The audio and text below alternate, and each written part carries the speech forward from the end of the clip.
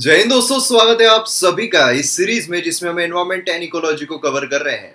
तो environment and ecology by Shankar IAS किताब का सेकेंड चैप्टर, क्योंकि फर्स्ट हमने कवर कर लिया है इकोलॉजी, सेकेंड चैप्टर पर हम आते हैं जो कि है फंक्शंस ऑफ एन इकोसिस्टम। बहुत इंपॉर्टेंट चैप्टर है, प्रीलिम्स बोलिए मेंस बोलिए दोनों में इसके जो क्वेश्चंस है आपको पूछे जा सकते हैं।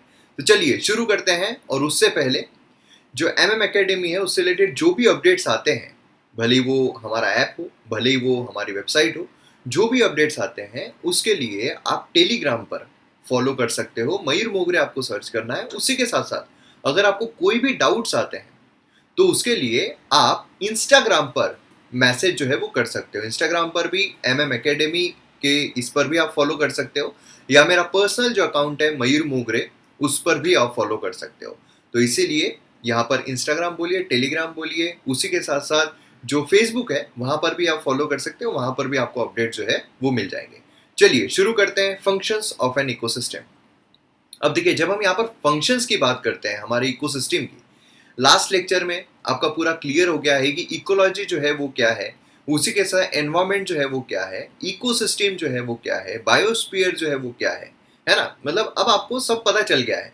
तो अब जो इकोसिस्टम होती है वो किसी भी तरीके की, लेक बोलिए, है ना, जो एक्वाटिक इकोसिस्टम बोलिए, टेरेस्ट्रियल इकोसिस्टम बोलिए, मतलब जो फॉरेस्ट है वो बोलिए, तो यहाँ पर जो इकोसिस्टम है उसके फंक्शंस किस तरीके से होते हैं, तो उसमें हमें देखने को मिलता है सबसे पहले तो एनर्जी फ्लो।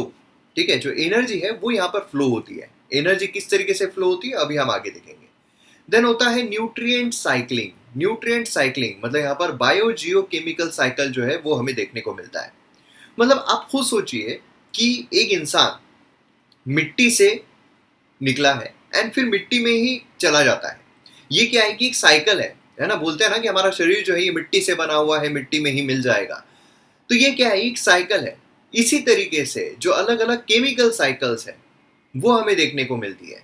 मतलब समझ लीजिए कि जो नाइट्रोजन है, ठीक है, नाइट्रोजन है, वो कैसे एटमॉस्फेयर में, क्योंकि सबसे ज्यादा हमें नाइट्रोजन देखने को मिलता है। अगर आपने ज्योग्राफी के लेक्चर्स देखे हैं तो सबसे ज्यादा हमें नाइट्रोजन जो है हमारे एटमॉस्फेयर में देखने को मिलता है। तो कैसे नाइट्रोजन जो है वो इस्तेमाल किया जाता है, क्योंकि डायरेक्टली अगर आप देखोगे तो प्लांट जो है नाइट्रोजन का इस्तेमाल नहीं कर सकते हैं। तो किस तरीके से नाइट्रोजन को तोड़कर जो प्लांट्स है उनको इस्तेमाल करा देना, है ना। तो ये कैसी साइकिल जो है वो चलती है कि यहाँ पर नाइट्रोजन जो है वो निकला, पूरा प्रोसेस प्रोसेस प्रोसेस होके जो प्लांट्स है उन्होंने उसका इस्तेमाल कर लिया, एंड देन फिर से जो नाइट्रोजन है वो एटमॉस्फेयर में चला गया। तो कैसे साइकिल बनती है, ये यहाँ पर न्यूट्रिएंट साइकिल जो है वो हम देखेंगे। And then in the end last में हम इकोलॉजिकल सक्सेशन या फिर इकोसिस्टम डेवलपमेंट जो है वो देखेंगे। सक्सेशन आप सभी को पता है कि एक जो राजा होता है, जो किंग है, उसका सक्सेशन मतलब उसका जो बेटा है वो थ्रोन पर बैठेगा। तो कैसे सक्सेशन मतलब क्या होता है, एक पूरा का पूरा जो चीज चल रही है जो हमारे अर्थ पर है वो पूरी की पूरी तहस नहस होकर नए इसका जन्म होना। जैसे महाभारत जो है उसमें कहा जाता है ना कि जो अधर्म है, अधर्म उसका पूरा नाश होगा, एंड देन यहाँ पर नए इसका प्रारंभ होगा जो धर्म पर स्थापित होगा। तो इस तरीके से हमें सक्सेशन मतलब होता है कि एक पूरा का पूरा जो इकोसिस्टम चल रहा है उसका नाश होकर नई इकोसिस्टम जो है उसका हमें निर्माण देखने को मिलता है। तो ये तीन भागों में हम देखने वाले हैं। तो आज के इस लेक्चर में हम एनर्जी फ्लो जो है उसके बारे में देखेंगे। तो चलिए शुरू करते हैं। तो एनर्जी फ्लो, अब देखिए क्या है कि यहाँ पर जो सन है ना, एनर्जी फ्लो देखिए किस तरीके से हो रहा है। जो सन है, सन की एनर्जी जो है वो हमारे अर्थ पर आती है और अलग अलग तरीके से एनर्जी जो है उसकी इस्तेमाल होती है। लेकिन अगर हम खाने के मामले में देखें तो हम क्या सीधा धूप लेते हैं। मैंने आपको लास्ट लेक्चर में बताया था कि हम सीधा धूप जो है उसका इस्तेमाल करते हैं खाने के लिए। नहीं, हमें खाने के लिए पेड़ पौधों पर अवलंबन रहना पड़ता है। अब पेड़ पौधों पर अवलंबन रहने के लिए वो अपना खाना कैसे बना, वो ऑटोट्रॉप है। मतलब वो सीधा सन जो है उससे अपनी एनर्जी ले रहे हैं। तो सन जो है उसकी एनर्जी फ्लो कहाँ हो रही है, सन की एनर्जी फ्लो हो रही है समझ लीजिए अभी प्लांट्स में। तो उसकी वजह से जो प्लांट्स है, जो ग्रासेस है, उसका निर्माण हमें देखने को मिल रहा है। अब ये ग्रासेस के पास जो एनर्जी आई है, समझ लीजिए यहाँ पर सन जो है उसके पास 100 यूनिट्स या फिर 1000 यूनिट जो है वो एनर्जी आई है। ठीक है, तो अब ये पूरी की पूरी एनर्जी जो है ये प्लांट्स पूरी 1000 यूनिट एनर्जी लेंगे क्या? नहीं, 1000 यूनिट एनर्जी नहीं ले सकते हैं। ठीक है, ये समझ लीजिए यहाँ पर 100 यूनिट एनर्जी जो है ये यहाँ पर ग्रासेस के पास पहुंची है। समझ रहे हो, 100 जो ग्रासेस है उनके पास एनर्जी पहुंची है। अब ये जो 100 यूनिट ग्रासेस के पास है, ये ग्रासेस कौन खाएगा? तो यहाँ पर ग्रासेस जो है ये क्या हो गए? ये ऑटोट्रॉप्स हो गए, क्योंकि ग्रासेस ने खुद का खाना खुद बनाया है, तो इनको ऑटोट्रॉप्स कहा जाता है। खुद का खाना खुद बना रहे हैं, ऑटोमेटिकली उनका खाना बन रहा है डायरेक्टली सन की एनर्जी लेके, वो हो गए ऑटोट्रॉप। अब यहाँ पर वो खाना कौन खा रहा है? वो रैबिट खा रहा है, फॉर एग्जाम्पल रैबिट खा रहा है, ठीक है। तो रैबिट जो है वो कौन हो गए? वो हो गए हर्बीवोर, जो सीधा ग्रासेस पर अवलंबन है, हर्बीवोर, ठीक है। तो अब यहाँ पर इनके पास कितनी एनर्जी आएगी? इनके पास 100 यूनिट एनर्जी थी, ठीक है। तो पूरी 100 यूनिट एनर्जी जो है वो इनके पास आ जाएगी क्या? नहीं, इनके पास जो है समझ लीजिए सिर्फ 10 यूनिट जो है वो एनर्जी आ रही है, ठीक है। अब यहाँ पर क्या हो रहा है? जो रैबिट है उसको भी खाने वाला एक इंसान आ गया है, ये इंसान बोलने के बजाय एक प्राणी आ गया है। अब ये जो है ये किसको खाएगा? ये रैबिट को खाएगा, इसको हम बोलेंगे कार्निवोरस, ठीक है। ये क्या है? ये यहाँ पर रैबिट को खा रहा है, मतलब अब ये थर्ड पड़ाव पर आ गया है, थर्ड इस पर। पहला कौन है? सूर्य से डायरेक्ट एनर्जी लेने वाला, वो हो गए ग्रासेस, वो ऑटोट्रॉप्स है, क्योंकि वो डायरेक्टली ऑटोमेटिकली अपना खाना जो है वो सन की एनर्जी से बना रहे हैं, उनको किसी पर अवलंबन रहने की जरूरत नहीं है। उनके पास सन से जो एनर्जी आ रही है, कम एनर्जी उनके पास आ रही है, उससे भी समझ लीजिए 10% एनर्जी जो है वो जो ग्रासेस को खा रहा है उसके पास जा रही है।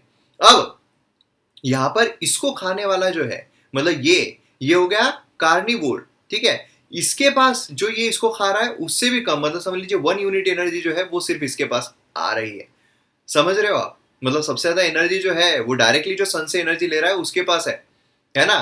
तो यहाँ पर जिस तरीके से जितना यहाँ पर जो लेवल है वो इंक्रीज होती जाएगी, क्योंकि यहाँ पर क्या है, ये फर्स्ट लेवल हो गई, ये सेकंड लेवल हो गई एंड ये थर्ड लेवल हो गई। तो जितनी लेवल इंक्रीज होती जाएगी उतनी ही कम एनर्जी वहां पर डिस्ट्रीब्यूट होती जाएगी। तो ये है एनर्जी फ्लो, किस तरीके से एनर्जी जो है वो फ्लो हो रही है। तो अब यहाँ पर थियोरेटिकल लेवल पर देखें, जैसा मैंने आपको बोला कि हम प्रीलिम्स मेंस दोनों पर्सपेक्टिव से देखें, थियोरेटिकल लेवल पर अगर हम देखते हैं, एनर्जी जो है ये बेसिक फोर्स है responsible for all metabolic activities.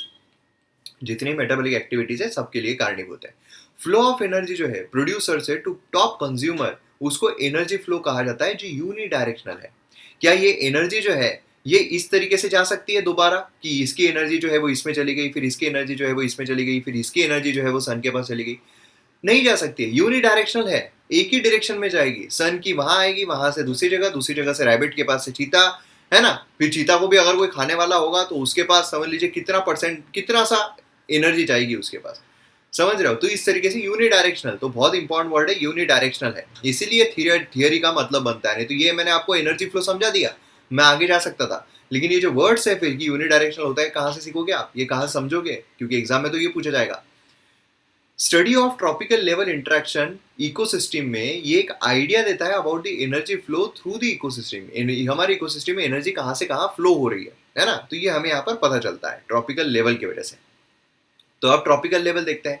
Tropical level क्या है? ऑटोट्रॉप्स, मतलब ग्रीन प्लांट जो खुद का खाना खुद बना रहे हैं, जो प्रोड्यूसर्स है ना। देन हमें हेट्रोट्रॉप जो है वो देखने को मिलते हैं। उसमें अगर हम देखते हैं तो प्राइमरी कंज्यूमर क्या है? प्रोड्यूसर, ठीक है। प्रोड्यूसर कौन? Green plants. अब इनको जो खाने वाले हैं ग्रीन प्लांट्स को, वो हो गए प्राइमरी कंज्यूमर, ठीक है, जिनको हम कहते हैं हर्बीवोरस, हर्बल खाना खाने वाले, हर्बल इस पर जीने वाले, ग्रीन प्लांट्स खाने वाले, हर्बीवोरस, ठीक है, प्राइमरी कंज्यूमर्स।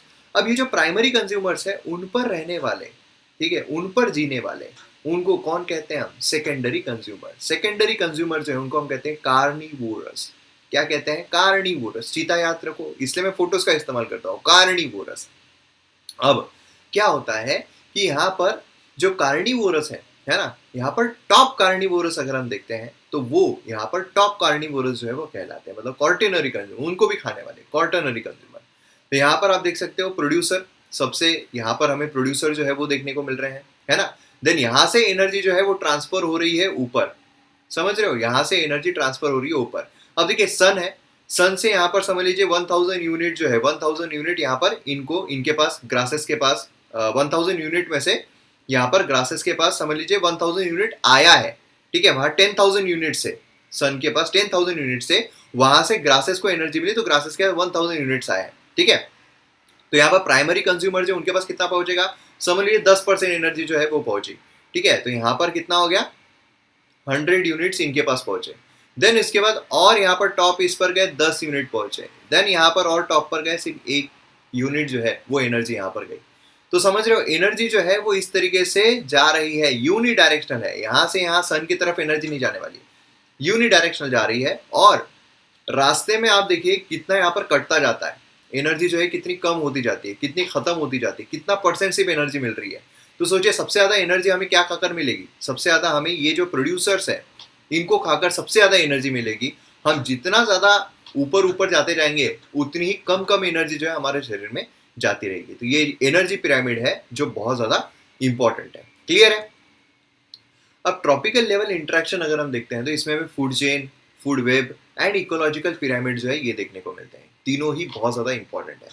फूड चेन नाम ही बता रहा है, चेन है। चेन मतलब क्या है कि संकली, इसको कनेक्टेड ये, इसको कनेक्टेड ये, इसको कनेक्टेड ये, इसको कनेक्टेड ये, इसको कनेक्टेड ये क्या हो गई, ये संकली हो गई, ये हो गया चेन। वेब मतलब हमें इंटरनेट वेब पता है कि ये इसको कनेक्टेड ये है, इसको ये भी कनेक्टेड है, इसको ये भी कनेक्टेड है, ये इसको कनेक्टेड है, ये इसको कनेक्टेड है, ये इसको कनेक्टेड है, ये इसको कनेक्टेड है, ये इसको, मतलब वेब में क्या होता है, सब एक दूसरे से कनेक्टेड है ना। ये है संकली जो है, चेन जो है ये क्या है, एक लीनियर चीज हमें देखने को मिलती है। यहाँ पर कॉम्प्लेक्स है, वेब है, एक दूसरे से सब कनेक्टेड है ना। एंड इकोलॉजिकल पिरामिड, पिरामिड तो आप सभी को पता है, पिरामिड इस तरीके का है। इन्वर्टेड पिरामिड भी हमें देखने को मिलते हैं इस तरीके के। ठीक है, तो यही तीन चीजें अभी हम यहाँ पर डिटेल में देखने वाले हैं। अभी आपको लगे मैं ये क्यों बता रहा हूँ, ये अभी आपको समझेगा। सबसे पहले हम बात करते हैं फूड चेन की। अब फूड चेन क्या है, जो मैंने अभी आपको यहाँ पर बताया था ना, ये इसको खाता है, ये इसको खाता है, ये इसको खाता है, मतलब जो ग्रासेस है इसको रैबिट खाता है ना। जो चीता है वो रैबिट को खाता है। अब चीता को समझ लीजिए लायन जो है वो खा रहा है, ठीक है, समझ रहे हो। फिर उसके बाद लायन जो है वो मरने के बाद समझ लो गीदड़ जो है वो उसको खा रहा है। तो ये क्या है, ये एक लेवल बन गई है कि किसको कौन खा रहा है, किसका कौन शिकार है, समझ रहे हो, ये हमें देखने को मिल रहा है। अब यही अगर हम लीनियर डायरेक्शन में देखें, इसी को हम कहते हैं फूड चेन। इसी को क्या हम कहते हैं, फूड चेन। समझ में आ गया, इसी को क्या कहते हैं, फूड चेन। अब यहां पर आप देख सकते हो कि ऑर्गेनिज्म जो इकोसिस्टम में रिलेटेड है एक दूसरे से through feeding mechanism tropical level पर, कि कौन किसको खा रहा है। One organism become food for another, एक जो ऑर्गेनिज्म है वो किसी और के लिए खाना बन जाता है। सीक्वेंस है ऑर्गेनिज्म का जो एक दूसरे पर फीड हो रहे हैं वो फूड चेन फॉर्म करते हैं। फूड चेन जो है वो प्रोड्यूसर से शुरू होती है और टॉप कार्निवोरस पर खत्म होती है। ठीक है, जैसे हमने देखा था कि यहाँ पर जो सन है उसके थ्रू यहाँ पर प्रोड्यूसर जो है वो अपना खाना बना रहे हैं। समझ में आ गया। देन उसके बाद यहाँ पर जो इस ये है वो खाने वाले कौन है, समझ लीजिए ग्रास हॉपर है, प्राइमरी कंज्यूमर है। अब ग्रास हॉपर को खाने वाला कौन है, तो फ्रॉग है, ये सेकेंडरी कंज्यूमर हो गया। फ्रॉग को खाने वाला कौन है, तो यहाँ पर स्नेक है, टर्शरी कंज्यूमर हो गया। ये क्या हो गई, ये फूड चेन हो गई, ये फूड चेन हो गई कि एक को दूसरा खा रहा है, दूसरे को तीसरा खा रहा है, तीसरे को चौथा खा रहा है, चौथे को पांचवा खा रहा है, पांचवे को छठवा खा रहा है। ये क्या हो गई, संकली बन गई, चेन बन गई। इसे हम कहते हैं food chain. Sequence of eaten and being eaten produce transfer of food energy, उसको फूड चेन जो है वो कहा जाता है। यहाँ पर फूड चेन किसको कहा जा रहा है, जो यहाँ पर ट्रांसफर ऑफ फूड एनर्जी हो रही है। जैसे मैंने आपको बताया था कि इसके पास जो एनर्जी रहेगी वो कुछ उसका भाग इसके पास जाएगा, फिर इसके पास जो एनर्जी है कुछ उसका भाग इसके पास जाएगा, एंड कुछ इसके पास जो एनर्जी है वो कुछ इसका भाग उसमें जाएगा। तो इसे हम कहते हैं जो फ्लो है, ट्रांसफर ऑफ फूड एनर्जी, उसे हम कहते हैं फूड चेन। फूड चेन समझ में आ गया अच्छे तरीके से, मतलब एक से कनेक्टेड दूसरा, दूसरे से कनेक्टेड तीसरा, तीसरे से कनेक्टेड चौथा, चौथे से कनेक्टेड पांचवा। क्लियर। अब यहाँ पर आप सोचिए कि अगर ये जो ग्रास हॉपर है इनकी तादाद अगर खत्म हो जाती है, ये अगर पूरी तरीके से एक्सटिंक्ट हो जाते हैं, खत्म हो जाते हैं, अब पूरे जीवन काल में हमें ग्रास हॉपर देखने को ही नहीं मिलेंगे, तो यहाँ पर फ्रॉग जो है उसको खाना मिलेगा क्या? क्योंकि यहाँ पर संकली जो है वो इस तरीके से है ना, ये ग्रासेस हो गए, ये ग्रास हॉपर हो गया, फिर ये बेंडू हो गया, ये स्नेक हो गया। अब यहाँ पर अगर हम इस चेन को निकाल देते हैं तो संकली तो टूट गई। इसको खाना मिलेगा क्या, फ्रॉग को खाना मिलेगा क्या, बेडूक को खाना ही नहीं मिलेगा, बराबर है, तो ये भी मर जाएगा। फिर अब ये भी खत्म हो जाएंगे, ये भी खत्म हो जाएंगे, तो स्नेक को खाना मिलेगा क्या, नहीं मिलेगा, तो ये भी खत्म हो जाएंगे। ये यहाँ पर प्रॉब्लम है फूड चेन का, ये यहाँ पर समस्या है फूड चेन की।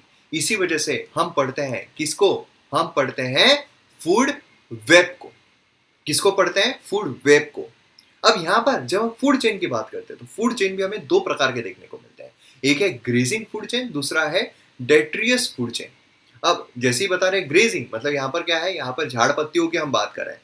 कंज्यूमर जो है स्टार्ट होता है फूड चेन यहाँ पर प्लांट्स, ठीक है, प्लांट पार्ट जो है वो एज अ फूड यहाँ से जब शुरुआत होती है तो उसे हम कहते हैं ग्रेजिंग फूड चेन, है ना। मतलब ग्रीन प्लांट जो है वहां से शुरुआत होती है और फिर टॉप कार्निवोरस जो है वहां तक पहुंचती है, तो वो हम कहते हैं ग्रेजिंग फूड चेन।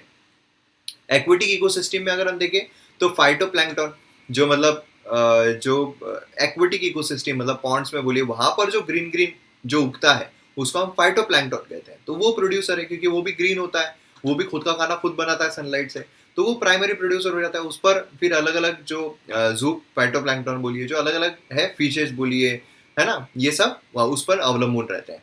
तो मतलब ग्रेजिंग फूड चेन हो गया। डेट्रियस फूड चेन मतलब क्या है, ये डेड ऑर्गेनिक मैटर से शुरू होता है। डेट्रियस डेड, डेड ऑर्गेनिक मैटर से शुरू होता है। ये ग्रीन प्लांट से शुरू होता है, ग्रेजिंग चरना। यहाँ पर डेट्रियस मतलब डेड ऑर्गेनिक मैटर से शुरू होता है, ठीक है, जो मरे हुए हैं उनको जो खाते हैं, है ना। तो डेट्रीवोरस ये कहा जाता है, डीकम्पोजर्स भी उनको कहते हैं। इनिशियल एनर्जी सोर्स जो है डेट्रियस फूड चेन का वेस्ट मटेरियल है, डेड ऑर्गेनिक मैटर है यहाँ पर ग्रेजिंग फूड चेन में से। जो ग्रेजिंग फूड चेन में से मर जाते हैं, वेस्टेज है, वेस्ट मटेरियल है, वहां से इनकी शुरुआत होती है। तो ये दो फूड चेन के टाइप समझ गए। अब हम आते हैं फूड वेब पर। जैसा मैंने आपको कहा था कि अगर ग्रास हॉपर मर गया, ग्रास हॉपर एक्सटिंक्ट हो गया, तो बेडूक को खाना नहीं मिलेगा, बेडूक भी मर जाएगा। फिर बेडूक मर गया तो सांप को खाना नहीं मिलेगा, सांप भी मर जाएंगे, सांप भी खत्म हो जाएंगे। ये समस्या है फूड चेन की। फूड वेब में क्या होता है, फूड वेब में ऐसा होता है कि यहाँ पर समझ लीजिए ग्रासेस है, ग्रास हॉपर है, यहाँ पर बेडूक है, यहाँ पर सांप है, ठीक है। तो यहाँ पर अगर ग्रास हॉपर चला भी जाता है, लेकिन यहाँ पर ग्रासेस पर जगने वाला और कोई ऐसा एनिमल है या समझ लीजिए इंसेक्ट है जिसको बेडूक खा सकता है। तो मतलब अगर एक चेन में से एक कोई चीज जो है वो एक्सटिंक्ट हो भी जाए, खत्म हो भी जाए, still we have something else कि जिस पर जो बेडूक है वो अवलंबन रह सकता है, जिस पर बेडूक जो है वो अपना काम यहाँ पर कर सकता है। समझ में आ गया। तो ये चीज यहाँ पर काफी ज्यादा इंपॉर्टेंट है। तो इकोसिस्टम में यहाँ पर several inter related food chain जो है वो देखने को मिलते हैं। मतलब यहाँ पर क्या हमने देखा था, फूड चेन मतलब एक सिर्फ चेन है, लेकिन फूड वेब मतलब होता है जो इंटरकनेक्टेड फूड चेन्स है ना। यहाँ पर आप देख सकते हो कि जैसे ग्रासेस है, ग्रासेस पर ग्रास हॉपर हमने देखा था, ग्रास हॉपर पर यहाँ पर फ्रॉग जो है वो हमने देखा था, फिर फ्रॉग को खाने वाला स्नेक हमने देखा था। अब मैंने जैसे आपको कहा कि यहाँ पर ग्रास हॉपर जो है वो अगर मर जाता है, वो अगर खत्म हो जाता है, ठीक है, तो यहाँ पर क्या है, यहाँ पर माउस जो है वो भी उस पर पलने वाला है, यहाँ पर फॉक्स जो है वो भी हमें देखने को मिल रहा है, यहाँ पर गीदड़ हॉग जो है वो भी हमें देखने को मिल रहा है, यहाँ पर ग्रासेस पर रैबिट भी हमें देखने को मिलता है, उसको खाने वाला फॉक्स भी। मतलब यहाँ पर माउस अगर पूरा एक्सटेंड भी हो जाए, स्टिल यहाँ पर फॉक्स जो है वो जिंदा रहेगा क्योंकि उसके पास रैबिट है खाने के लिए। तो ये होता है फूड वेब। समझ में आ गया। More typically same food resources is a part of more than one chain. एक चेन का मोर देन वन फूड, है ना, एक फूड नहीं और भी उसको फूड जो है वो देखने को मिलते हैं, स्पेशली यहाँ पर लोअर ट्रॉपिकल लेवल पर, ठीक है। तो ग्रासेस सर्व करते हैं for rabbit also and grass hopper also, और गोट और काउ ऑल्सो। अलग अलग एनिमल्स, अलग अलग बर्ड्स, अलग अलग प्राणियों के लिए यहाँ पर ग्रासेस जो है वो सर्व करता है। तो मतलब ग्रासेस खाने वाला कि कोई सिर्फ एक ही एनिमल या एक ही इंसेक्ट या फिर एक ही प्लांट, एक ही बर्ड नहीं है, यहाँ पर बहुत सारे हैं, है ना। तो इसको हम कहते हैं फूड वेब। समझ में आ गया। फूड चेन मतलब mixture of food chains is called food web. तो इस तरीके से फूड वेब हमें देखने को मिलता है। मतलब जो फूड चेन का एक प्रॉब्लम था कि एक उसमें से अगर कोई चला जाए, एक संकली टूट जाए तो पूरी संकली खराब हो जाएगी, वो नहीं होता है। फूड वेब में क्या है, एक अगर कोई संकली में का पार्ट खराब भी हो जाए, टूट भी जाए, स्टिल वहां पर दूसरी संकलियां जो है वो यहाँ पर अपना काम जो है वो कर लेगी। समझ में आ गया, क्लियर है। चलिए आगे बढ़ते हैं। अब आते हैं हम इकोलॉजिकल पिरामिड पर।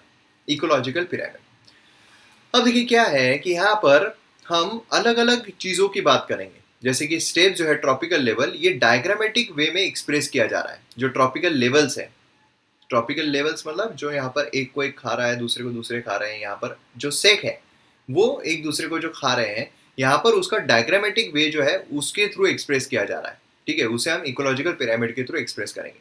फूड प्रोड्यूसर, जो प्रोड्यूसर्स है वो यहाँ पर सबसे नीचे हमें देखने को मिलते हैं, है ना। ये क्या है, फूड प्रोड्यूसर है, ये बेस फॉर्म करते हैं पिरामिड का। एंड टॉप कॉर्निवोरस जो है वो हमें टिप पर देखने को मिलती है। ये टॉप कॉर्निवोरस है, एकदम ऊपर के कार्निवोरस, ठीक है। बाकी जो कंज्यूमर है वो बीच में हमें देखने को मिलता है, यहाँ पर बोलिए, इस तरीके से हमें देखने को मिलते हैं। मतलब यहाँ पर आपको ये समझ में आ गया किस तरीके से पिरामिड रहने वाला है। सबसे नीचे क्या है, सबसे नीचे प्रोड्यूसर रहने वाले हैं, देन उसके ऊपर जो जिंदा रहते हैं वो फर्स्ट लेवल पर आएंगे, उसके ऊपर जो जिंदा रहते हैं वो नेक्स्ट लेवल पर आएंगे, टॉप पर टॉप कार्निवोरस वो हमें देखने को मिलेंगे। पिरामिड जो है नंबर ऑफ हॉरिजॉन्टल बार्स यहाँ पर देखने को मिलते हैं, है ना। और नंबर ऑफ हॉरिजॉन्टल बार जो है वो देखने को मिलते हैं जो डिस्टिंग्विश करते हैं अलग अलग ट्रॉपिकल लेवल को, ठीक है। अब यहाँ पर लेंथ जो है बार की total number of individual her trophic level पर इकोसिस्टम में वो रिप्रेजेंट करते हैं। अब इकोलॉजिकल पिरामिड की 3 कैटेगरीज हमें देखने को मिलती है। जो पिरामिड है वो हम 3 तरीके के देखेंगे, 3 टाइप के देखेंगे। एक है पिरामिड नंबर्स वाला, दूसरा है पिरामिड बायोमास वाला, और तीसरा है पिरामिड ऑफ एनर्जी।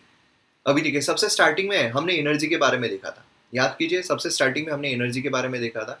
एनर्जी जो सन से ग्रासेस पर आ रही है, ग्रासेस से रैबिट के पास जा रही है, रैबिट से चीता के पास जा रही है, चीता से लायन के पास जा रही है। तो हमने देखा था यूनी डायरेक्शनल है, वो यूनी डायरेक्शनल है, मतलब एक ही तरफ जो एनर्जी है वो जा रही है। तो अब यहाँ पर पिरामिड जो है वो इसी तरीके का बनेगा। क्या इस तरीके का बन सकता है कि यहाँ की एनर्जी यहाँ जा रही है, यहाँ की एनर्जी यहाँ जा रही है, फिर सन के पास एनर्जी फिर से जा रही है? नहीं बन सकता है, मतलब पिरामिड खड़ा ही बनेगा। तो क्या यहाँ पर बायोमास का भी पिरामिड ऐसा ही बनेगा? ऐसा नहीं बन सकता है। या फिर नंबर का भी पिरामिड ऐसा ही बनेगा? ऐसा नहीं बन सकता है। ऐसे क्वेश्चंस आपको आते हैं कि जो पिरामिड ऑफ एनर्जी है वो यूनिडायरेक्शनल है, या सिर्फ अपराइट है, डाउनवर्ड नहीं हो सकता है। या पिरामिड ऑफ बायोमास वो सिर्फ अपराइट है, डाउनवर्ड नहीं हो सकता है। पिरामिड ऑफ नंबर अपराइट है, डाउनवर्ड नहीं हो सकता है। ऐसे क्वेश्चन जो है अक्सर आपको एग्जाम में आते हैं, ये आपको पता रहना चाहिए। अब pyramid of numbers, pyramid of numbers अगर हम देखते हैं तो इस पिरामिड में नंबर ऑफ इंडिविजुअल जो है वो डिक्रीज होते हैं from lower level to higher trophic level, क्योंकि प्रोड्यूसर जो है बहुत ज़्यादा है, बहुत ज़्यादा है। जो पेड़ पौधे हैं बनाने वाले बहुत ज़्यादा है, उसके ऊपर उसको खाने वाले हर्बीवोरस थोड़े कम हो जाते हैं। उसके ऊपर अगर हम जाते हैं तो सेकेंडरी लेवल पर और कम हो जाते हैं, एंड टॉप कार्निवोरस बहुत कम हमें देखने को मिलता है, बराबर है। ये टाइप पिरामिड जो है ये ग्रासलैंड इकोसिस्टम में हमें देखने को मिलता है। ये कौन से इकोसिस्टम में इस तरीके का हमें पिरामिड देखने को मिलता है? अपराइट वाला, अपराइट वाला खड़ा पिरामिड तो ग्रासलैंड इकोसिस्टम जो है उसमें देखने को मिलता है, क्योंकि वहाँ पर ग्रासेस बहुत ज़्यादा होते हैं, और वहाँ पर अगर हम प्राणी देखते हैं तो कम कम कम कम कम कम होते जाते हैं ग्रासलैंड इकोसिस्टम में, ठीक है। तो ये ग्रासलैंड इकोसिस्टम यहाँ पर जो पिरामिड है ये अपराइट हमें देखने को मिलता है। ग्रासेस यहाँ पर लोएस्ट ट्रॉपिकल लेवल ऑक्यूपाई करते हैं, क्योंकि बहुत ज़्यादा होते हैं, बहुत एबेंडेंस में होते हैं वहाँ पर ग्रासेस। ग्रासलैंड है तो ग्रासेस बहुत ज़्यादा रहेंगे, है ना। Next higher trophic level primary consumer, जैसे ग्रास हॉपर्स हो गए, वो थोड़े कम हमें देखने हैं, फिर इस तरीके से हम टॉप लेवल पर जाते हैं। अब यहाँ पर जो नंबर है, पिरामिड ऑफ नंबर्स, वो हमें इन्वर्टेड भी देखने को मिलता है, मतलब उल्टा भी देखने को मिलता है। मतलब जो प्राइमरी प्रोड्यूसर है वो बहुत कम रहेंगे, और जैसे जैसे हम ऊपर जाएंगे वैसे वैसे उसको खाने वाले जो टॉप लेवल पर है वो बढ़ते जाएंगे। तो ये जो पिरामिड है of individual increase from level to higher trophic level, ये जो काउंट है ये फॉरेस्ट में हमें देखने को मिलता है। फॉरेस्ट, वहां पर small number of large producer जो है वो देखने को, few number of big trace. क्यों ऐसा? क्योंकि क्या है कि जो बाकी जैसे ग्रासेस अगर है, ठीक है, क्या चाहिए होता है उनको? सनलाइट चाहिए होता है। मैं एकदम लेमन लैंग्वेज में आपको बता रहा हूँ, एकदम टेक्निकलिटी में हम नहीं जाएंगे, हमको इसमें पीएचडी नहीं करना, लेकिन एकदम लेमन लैंग्वेज में अगर मैं आपको बताऊँ तो पेड़ पौधों को क्या चाहिए होता है? सन चाहिए होता है, सनलाइट चाहिए होता है। लेकिन क्या है कि बड़े जब पेड़ आ जाते हैं तो उसकी छाया में यहाँ पर जो ग्रासेस है वो उग ही नहीं पाते। क्यों नहीं उग पाते? क्योंकि इसकी छाया की वजह से यहाँ पर सनलाइट आ ही नहीं सकता है, तो यहाँ पर कोई ग्रासेस जो है वो उग ही नहीं पाते। तो यहाँ पर क्या होता है कि small number of large producer, मतलब few number of big trees जो है वो हमें यहाँ पर देखने को मिलते हैं, जो प्रोड्यूसर्स होते हैं, ठीक है। उसके ऊपर रहने वाले बहुत सारे जो हर्बीवोर्स है वो हमें देखने को मिलते हैं। देन उसके बाद जो पैरासाइट्स देखते हैं तो बहुत ज़्यादा प्रमाण में पैरासाइट्स जो है वो हमें देखने को मिलते हैं। एंड देन जैसे जैसे हम ऊपर जाते हैं वैसे वैसे नंबर जो है वो इंक्रीज होता जाता है, ठीक है। तो ये इन्वर्टेड पिरामिड जो है वो भी हमें देखने को मिलता है। कहाँ? फॉरेस्ट इसमें, ठीक है। मतलब यहाँ पर काफी डिफिकल्ट हो जाता है जो ऑर्गेनिजम्स है टॉप लेवल पर उनको काउंट करना, तो इतना ज्यादा बढ़ जाता है। इसलिए हमें इस तरीके का पिरामिड जो है वो देखने को मिलता है। मतलब प्रोड्यूसर बहुत कम है, लेकिन वही अगर हम ग्रासलैंड देखते हैं तो पिरामिड इस तरीके का देखिए, ग्रासेस बहुत ज्यादा है ना। जैसे जैसे ऊपर जाएंगे वैसे वैसे कम होते जाते हैं। तो ये चीज आपको यहाँ पर पता रहना बहुत जरूरी है। मतलब पिरामिड ऑफ नंबर्स, जब हम नंबर काउंट करते हैं तो it can be upright and inverted both. अब यहाँ पर हम बात करते हैं पिरामिड ऑफ बायोमास की। बायोमास ये भी अपवर्ड अपराइट हमें देखने को मिल रहा है, ठीक है। बायोमास मतलब क्या है? मतलब individual in each tropical level ये वेट किया जाता है इंस्टेड ऑफ बीइंग काउंटेड। मतलब हमने क्या किया था, हमने लास्ट इसमें पिरामिड ऑफ नंबर्स में काउंट किया था कितने ग्रासेस है, तो भाई अनलिमिटेड बहुत ज्यादा है, ग्रासेस कैसे गिनोगे आप, है ना, तो उनको काउंट ही नहीं कर सकते। लेकिन फॉरेस्ट में हम ट्रीज को काउंट कर पा रहे हैं, तो वो काउंटिंग कम है। लेकिन जब हम बायोमास की बात करते हैं तो हम यहाँ पर क्या कर रहे हैं, यहाँ पर हम काउंट नहीं कर रहे हैं, नंबर ऑफ काउंट नहीं कर रहे हैं 1 2 3 4, यहाँ पर हम वेट देख रहे हैं। वेट मतलब ये पिरामिड ऑफ बायोमास देता है total dry weight of all organisms, total dry weight of all organism हर एक ट्रॉपिकल लेवल पे at particular time.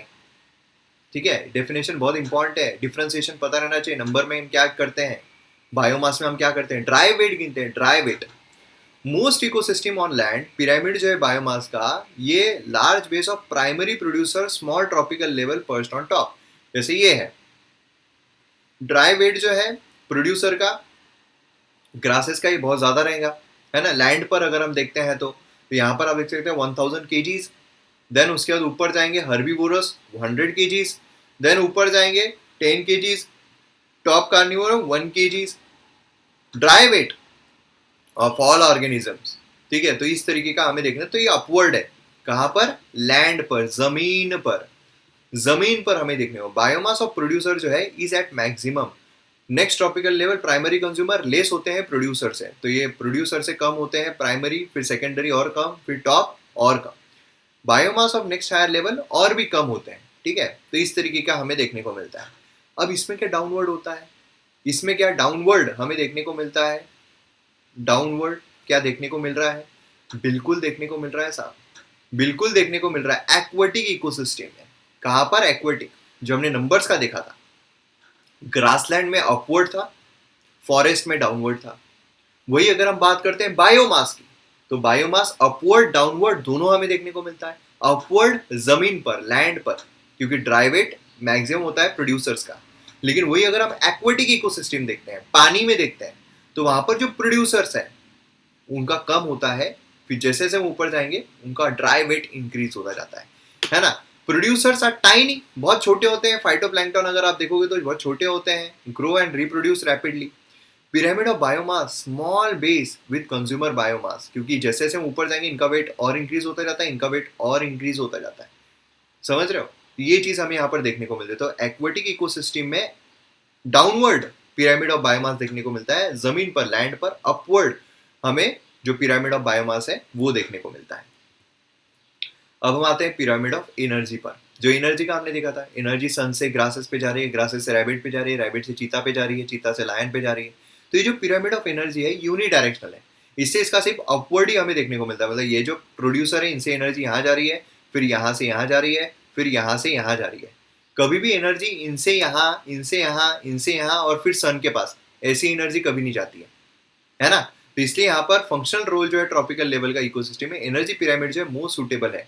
Most suitable यहाँ पर हमें देखने को, मतलब प्रोड्यूसर के पास अगर 1000 किलो कैलोरी एनर्जी होगी, प्राइमरी कंज्यूमर के पास सिर्फ 10% पहुंचती है, मतलब 100, फिर सेकेंडरी कंज्यूमर के पास और उसका 10% मतलब सिर्फ 10 पहुंचती है, और टॉप इस पर सिर्फ 1 किलो कैलोरी।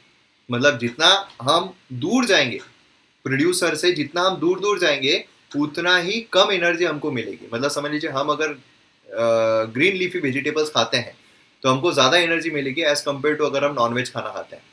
समझ रहे हो, तो ये चीज काफी इंपॉर्टेंट है। एनर्जी पिरामिड रिफ्लेक्ट करता है law of thermodynamics, conversion of solar energy into chemical energy and heat energy each tropical level पर। क्योंकि क्या होता है कि हर जगह ये क्यों एनर्जी कम जा रही है, क्योंकि हीट में भी एनर्जी लॉस होती है ना। इसलिए पिरामिड जो है ऑलवेज अपवर्ड होता है। लार्ज एनर्जी बेस जो है बॉटम में हमें देखने को मिलता है, सबसे ज्यादा एनर्जी बेस बॉटम में, क्योंकि यहाँ पर कम एनर्जी लॉस हो रही है। देन यहाँ पर एनर्जी लॉस होगी हीट में, क्योंकि हम भी सांस लेते हैं, हम भी काम करते हैं, तो उसमें एनर्जी जो है वो लॉस होती है। तो उस तरीके से यहाँ पर एनर्जी जो है वो कम कम कम कम होती जाती है। तो पिरामिड ऑफ एनर्जी इस तरीके का हमें देखने को मिलता है। तो आइए यहाँ पर हम बात करते हैं पोल्यूटेंट्स एंड ट्रॉपिक लेवल की।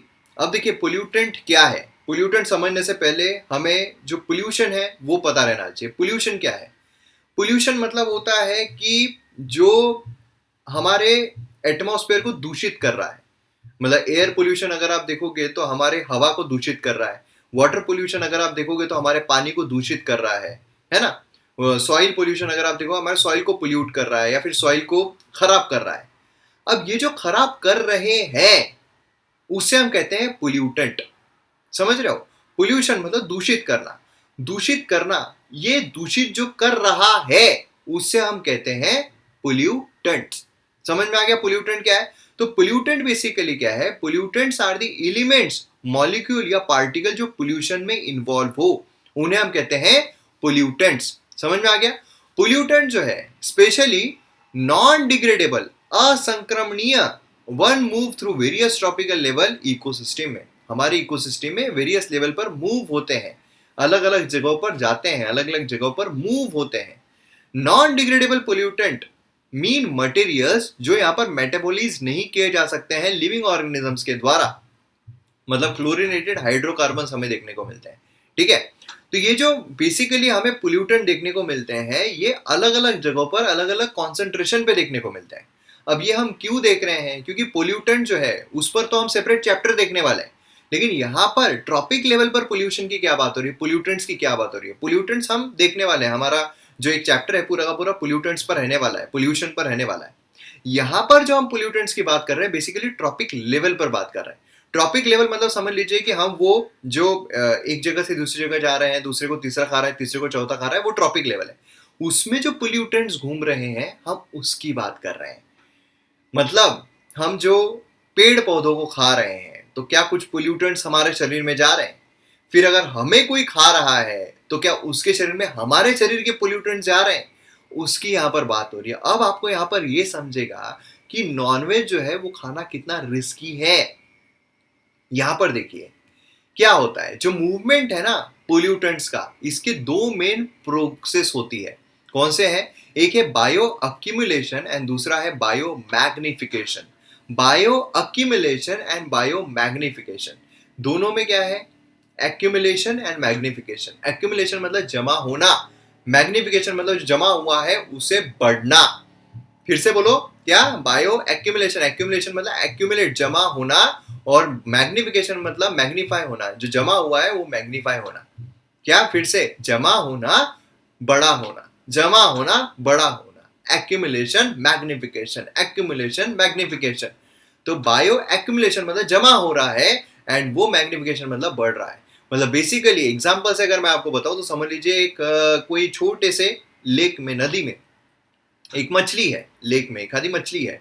अब वो मछली जो है समझ लीजिए कुछ माइक्रो बिट्स होते हैं ना, प्लास्टिक के कुछ छोटे छोटे टुकड़े हैं, समझ लीजिए कुछ पोल्यूटेंट्स है, कुछ भी पोल्यूटेंट समझ लीजिए। अब वो पोल्यूटेंट जो है अगर वो खा लेती है मछली तो ये क्या होगा? वो पोल्यूटेंट उसके पेट में चला जाएगा। ये क्या हो गया? एक्यूमुलेशन। ये एक्यूमुलेट हो गया उसके पेट में। अब मछली मर गई या फिर उसको पकड़ लिया गया। अब वो मछली जब पकड़ ली गई तो वो कोई ना कोई इंसान खाएगा, है ना? तो यहाँ पर क्या हो रहा है? कोई ना कोई इंसान खा रहा है। अब ये इंसान के पेट में, जो मछली के पेट में जो पोल्यूटेंट था वो इस इंसान के पेट में जाएगा। वो इंसान के पेट में जब जाता है तो उतना ही नहीं होता है, उसका बायो मैग्निफिकेशन होता है। तो यहाँ पर जो पोल्यूशन, जो पोल्यूटेंट मछली के पेट में था वो जब इंसान के पेट में जाएगा मैग्नीफाई हो जाएगा। ट्रॉपिकल लेवल जो इंक्रीज हुआ है तो मैग्नीफाई होता है। मतलब क्या है यहाँ पर? एक तो जब मछली को ये खाएगा तो एनर्जी उसको ज्यादा मिलेगी या कम मिलेगी? कम मिलेगी। जितनी मछली के पास थी उससे भी कम एनर्जी उसको मिलेगी। लेकिन जो पोल्यूटेंट यहाँ पर मछली के पेट में होंगे वो यहाँ पर ज्यादा बढ़ जाएंगे। समझ रहे हो आप? तो ये होता है बायो एक्यूमुलेशन, मैग्निफिकेशन। तो मैग्निफिकेशन में आप समझ रहे हो यहाँ पर किस तरीके से यहाँ पर जो पोल्यूटेंट है उसका मैग्निफिकेशन होता है, यहाँ पर इंक्रीज हो रहा है। मतलब यहाँ से अगर हम एनर्जी की बात करेंगे तो एनर्जी यहाँ पर 10,000 से 100, 100 से 10, 10 से 1, इस तरीके से जाएगी। लेकिन जो पोल्यूटेंट का मैग्निफिकेशन है, पोल्यूटेंट है वो यहाँ पर उसका कॉन्सेंट्रेशन इंक्रीज होता जाएगा, अपने आप मैग्नीफाई कर लेगा वो खुद को, अपने आप राक्षस रूपी हो जाएगा वो। समझ रहे हो? तो ये हमें देखने को मिलता है। तो मतलब बेसिकली बायो एक्यूमुलेशन मतलब how pollutant enters the food chain. Pollutant enter कैसे कर रहा है फूड चेन में, पेट में जमा कैसे हो रहा है। बायो एक्यूमुलेशन यहाँ पर increase in the concentration of pollution environment to first organism food chain. धीरे धीरे वो बायो मैग्नीफाई होता जाता है। बायो मैग्निफिकेशन मतलब क्या है? पोल्यूटेंट जो है उसका कॉन्सेंट्रेशन टेंडेंसी कि वो इंक्रीज होती है जैसे जैसे ट्रॉपिकल लेवल पर इंक्रीज होता है। मतलब ये ट्रॉपिकल लेवल से ये ट्रॉपिकल लेवल पर जब जाएगा तो इंक्रीज होगा। अगर ये इंसान को अगर कोई खाएगा तो उसके पेट में ये जो है ये और ज्यादा बढ़ जाएगा और मैग्नीफाई हो जाएगा। तो ये है बायो एक्यूमुलेशन, जमा होता है बड़ा होता है, एक्यूमुलेशन मैग्निफिकेशन, एक्यूमुलेशन मैग्निफिकेशन। समझ में आ रहा है? तो ये चीज बहुत ज्यादा इंपॉर्टेंट है। क्लियर है? In order to biomagnification होने के लिए आप समझ लीजिए ये जो है इसके पेट में ये है, अगर ये पोल्यूटेंट जो है वो खत्म हो जाता है, इसका पोल्यूटेंट की जिंदगी 1 या 2 दिन की है, तो इसको कोई फर्क पड़ेगा क्या? नहीं। ये जो है ये लॉन्ग लिव्ड रहना चाहिए, लंबी उम्र उसकी रहना चाहिए, तब जाकर उसका मैग्निफिकेशन होता रहेगा जैसे जैसे वो ट्रॉपिकल लेवल पर बढ़ता जाएगा। तो मतलब यहाँ पर भी आप सोचिए कि अगर हम मछलियों को खाते हैं, मछली के पेट में कितना पोल्यूटेंट होगा, तो वो हमारे पोल्यूटेंट, क्योंकि पहली मछली जो है किसी न किसी पर निर्भर है, तो उसका पोल्यूटेंट मछली में जाएगा, ऑलरेडी मैग्नीफाई हुआ है, फिर मछली को जब खाएंगे और मैग्नीफाई हो जाएगा। अब वही आप लैंड वाले इस पर हेन देखिए, गोट देखिए, है ना, जो नॉनवेज खाते हैं, देखिए कितना मैग्नीफाई हो रहा है। समझ रहे हो? अब यहाँ पर हम बात करते हैं बायोटिक इंटरेक्शन की। बायोटिक इंटरेक्शन मतलब क्या? कि हमारा जो इंटरेक्शन होता है, समझ रहे हो, हमारा जो इंटरेक्शन होता है वो यहाँ पर किस तरीके का, ऑर्गेनिज्म जो अर्थ पर रह रहे हैं वो इंटरकनेक्टेड एक दूसरे से। भाई साहब हम ऐसे नहीं रह सकते हैं कि नहीं यार हम इंडिविजुअल है, हम इंडिपेंडेंट है, हमें किसी की जरूरत नहीं है, हम ऐसा नहीं रह सकते हैं। हमें किसी ना किसी की जरूरत रहेगी। इवन जो देश है उसको भी जरूरत रहती है। कोई भी ऐसा देश नहीं है जो पूरी तरह से समृद्ध हो, जो बोले कि नहीं अब मुझे किसी और देश की जरूरत नहीं है, सब कुछ मैं यही मैन्युफैक्चर करूंगा, सब कुछ मैं यही रखूंगा, सब कुछ मैं यही इंजॉय करूंगा। ऐसा कोई देश भी नहीं कर सकता है। तो इंडिविजुअल तो दूर की बात है, क्योंकि इंडिविजुअल का मैग्नीफाइंग इमेज मतलब क्या, देश देखने को मिलता है। तो इंडिविजुअल जो है वो भी इंटरकनेक्टेड है। वो भी ऐसा नहीं बोल सकता है कि मैं ही खाना बनाऊंगा, मैं ही यहाँ पर ये करूंगा, मैं ही वहां पर, सब कुछ मैं कर सकता हूँ अकेला, मुझे और किसी की जरूरत नहीं है। ऐसा नहीं हो सकता है, ऐसा हो ही नहीं सकता। इंटरकनेक्टेड है एक दूसरे के साथ। तो सारी ही चीजें, सारे ही लिविंग थिंग्स जो है वो एक दूसरे के साथ इंटरकनेक्टेड, सिर्फ इंसान ही नहीं, सभी लिविंग बीइंग एक दूसरे के साथ इंटरकनेक्टेड है, इंटरलिंक्ड है एक या दूसरे रास्ते से। तो ये जो इंटरेक्शन है उनके बीच में का, ऑर्गेनिजम्स के बीच में का, उनके सर्वाइवल के लिए, उसे ही हम यहाँ पर बायोटिक इंटरेक्शन जो है वो कहते हैं। जो उनका कनेक्शन होता है, कैसे होता है वो हम यहाँ पर देखेंगे। उसी को हम अलग अलग भागों में डिवाइड करते हैं। कैसे? तो एक आता है म्यूचुअलिज्म। म्यूचुअलिज्म मतलब क्या है?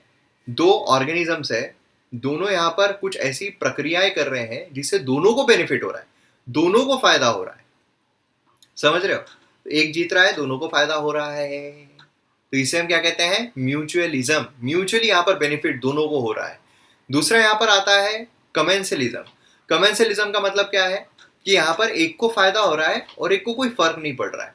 याद कीजिए डोनाल्ड ट्रंप, जब इलेक्शन थे, डोनाल्ड ट्रंप हार गया, है ना, डोनाल्ड ट्रंप हार गए, बिडेन जीत गए थे, लेकिन वो इलेक्शन के टाइम पर एक हाउडी मोदी नाम का एक कार्यक्रम जो है वो उन्होंने अरेंज किया था, डोनाल्ड ट्रंप ने, जहां पर मोदी को बुलाया गया था उनका प्रचार करने के लिए। तो ऐसे सिनारियो में क्या था कि एक को बेनिफिट हो रहा था वो सिनारियो से, वो प्रचार से, किसको? ट्रम्प को बेनिफिट हो रहा था उस प्रचार से, मोदी को कोई फर्क नहीं पड़ रहा था, है ना। तो ये क्या है? कमेंसलिज्म। मतलब क्या है भाई? एक को फायदा हो रहा है, एक को कोई फर्क ही नहीं पड़ रहा है। एग्जाम्पल मैं इसलिए बता रहा हूं ताकि आपको याद रहे। Commensalism, commendable. याद, ऐसा इमेजिन कीजिए ट्रम्प मोदी को बोल रहा है कमेंडेबल जॉब तुमने किया भाई, तुमने मेरा प्रचार किया, तुमको कोई फायदा नहीं, नुकसान नहीं, तुमको कोई फर्क नहीं पड़ा, मुझे फायदा हो गया, फिर भी हार गया, है ना। तो ये कमेंसलिज्म होता है। दूसरा अमेंसलिज्म। अमेंसलिज्म मतलब क्या है? एक को कोई नुकसान नहीं होता है, लेकिन दूसरे, एक को कोई फायदा नुकसान नहीं होता है, दूसरे को नुकसान हो जाता है। जैसे कंगना। अब ये कंगना क्यों? ये जो कंगना दीदी है, ये जब भी कुछ बोलती है, जब भी किसी के बारे में कुछ बोलती है, तो सामने वाले को कोई फर्क नहीं पड़ता है, कोई फायदा नुकसान नहीं होता है, लेकिन दीदी को नुकसान हो जाता है, दीदी ट्रोल हो जाती है। तो ये क्या है? ये अमेंसलिज्म है। मतलब सामने एक को कोई फायदा नुकसान नहीं हो रहा है, लेकिन एक को नुकसान हो रहा है, ये होता है अमेंसलिज्म। अब जो रियलिस्टिक एग्जांपल्स है वो हम आगे देखेंगे। यहाँ पर याद रखने के लिए मैं आपको ये फोटोज दे रहा हूँ। देन आता है कंपटीशन। कंपटीशन जब भी आते हैं तो दोनों को नुकसान होता है, ये हमेशा ध्यान में रखिए। Competition is always destructive. इसको भी नुकसान होगा, उसको भी नुकसान होगा, दोनों को नुकसान होता है। जैसे यहाँ पर अगर दोनों इलेक्शन में प्रचार कर रहे हैं, दोनों को नुकसान होगा, है ना। दोनों साथ में लड़ते तो दोनों को फायदा होता है। देन प्रेडिएशन या पैरासिटिज्म। इसमें क्या होता है? एक को फायदा होता है, एक को नुकसान होता है, ठीक है। तो इस तरीके से राहुल बाबा जब भी कुछ बोलते हैं तो अपोजिशन पार्टी को फायदा होता है, उनकी पार्टी को नुकसान होता है, तो ऐसे चलता रहता है, ठीक है। तो ये मतलब प्रेडिशन एंड पैरासिटिज्म है, इसमें एक को फायदा होता है, एक को नुकसान होता है। तो ये सब समझ में आ गया। Mutualism, commensalism, amensalism, competition, predation and parasitism. इसके अलावा और एक है, वो है न्यूट्रलिज्म। न्यूट्रलिज्म में किसी को कोई फायदा नहीं, किसी को कोई नुकसान नहीं होता है, ठीक है। तो ये आप समझ गए। अब थोड़ी इसके रियलिस्टिक एग्जांपल भी देख लेते हैं। म्यूचुअलिज्म मैंने आपको बताया था, म्यूचुअली दोनों साथ में मिलकर काम कर रहे हैं, मतलब मोदी और अमित शाह, मोटा भाई और मोदी जी, बोथ स्पीशीज को यहाँ पर बेनिफिट होता है। अब ये कौन सा एग्जांपल, पॉलिनेशन। जो पॉलिनेशन होता है उसमें क्या है, जो पॉलिनेटर है उसको खाना मिलता है ना। पॉलिनेटर पता है ना, एक फूल है, फूल के ऊपर भौरा आया, उसने पॉलिनेशन किया, हनी बी समझ लीजिए, है ना, उन्होंने यहाँ पर पॉलिनेशन किया, पॉलिनेशन से उसको खाना मिल गया हनी बी को। एंड प्लांट जो है उसका यहाँ पर क्या होता है, फ्लावर जो है वो ट्रांसफर होता है, क्रॉस फर्टिलाइजेशन होता है, रिप्रोडक्शन होता है ना। तो ये हो गया म्यूचुअलिज्म। देन आता है कमेंसलिज्म। कमेंसलिज्म याद कीजिए, मोदी एंड ट्रम्प, है ना, मतलब मोदी को कोई फायदा नुकसान नहीं, ट्रम्प को फायदा हुआ था, हाउडी मोदी। तो यहाँ पर एक स्पीशीज को बेनिफिट होता है और दूसरे स्पीशीज अनअफेक्टेड रहता है, उसको कोई फर्क नहीं पड़ता है। जैसे काउडंग, काउडंग यहाँ पर फूड एंड शेल्टर प्रोवाइड करता है डंग बीटल्स को। तो मतलब काऊ को कोई फायदा नुकसान नहीं हो रहा है, उसका तो वेस्ट प्रोडक्ट चला गया, लेकिन उसकी वजह से जो बीटल्स है उनको फायदा हो गया। तो एक बेनिफिट हो गया, दूसरे को कोई फर्क नहीं पड़ा, है ना। Then competition. कंपटीशन मैंने बोला हमेशा दोनों को नुकसान होता है, both the species are harmed interaction की वजह से, है ना। दोनों species at the same food, अगर दोनों सेम फूड खा रहे हैं तो दोनों के लिए खाना बचेगा नहीं उतना, है ना। तो इसलिए क्या है, यहाँ पर दोनों को नुकसान होता है, शॉर्टेज ऑफ फूड हो जाएगा। अमेंसिलिज्म याद कीजिए, कंगना, एक को कंगना जब भी बोलती है तो खुद को नुकसान होता है, बाकी लोग अनअफेक्टेड रहते हैं, मतलब एक स्पीशीज हार्म होता है, दूसरे को कोई फर्क नहीं पड़ता है।